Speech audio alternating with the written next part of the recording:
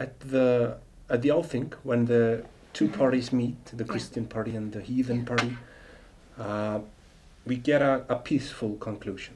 The leader of the heathen party, Þorgeir Ljósvetningagoði, he decides that the country should become Christian. What are his main arguments? And why does this calm shift happen in Iceland? Because, well, compared to the bloody battles that come with conversion and Christianization in many other countries, it's pretty unique, you would say. It is unique. But then Iceland's situation is also unique, I think. In most of Europe, Christianization is correlated with the expansion and the establishment of royal power.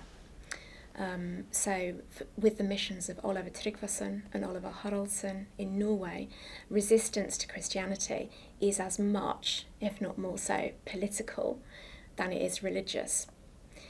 But Iceland doesn't have a king. So conversion means something different, I think, in Iceland from what it means in Norway.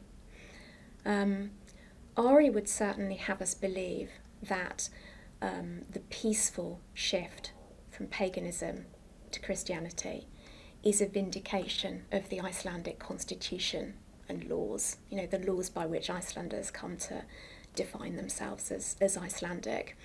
That this shift happens because they have a form of self-government which can contain and negotiate violent contests.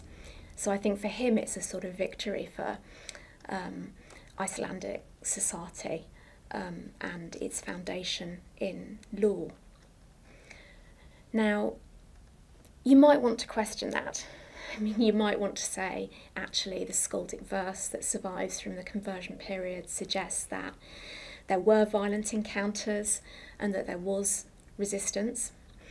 In Kristni Saga, the conversion has a much bigger body count than it does in any other source, and there's actually a pitched battle in which Thangbrandr and the Christians fight the heathens.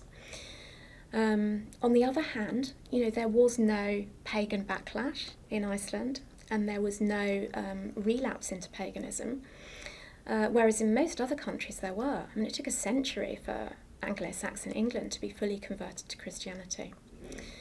And probably that peaceful conclusion has something to do with the fact that there's a continuity of socio-political power from before till after the conversion. So the chieftains who hold authority, political and religious authority before the conversion, are the same chieftains that have responsibility for the building of churches and the saving of souls after the conversion.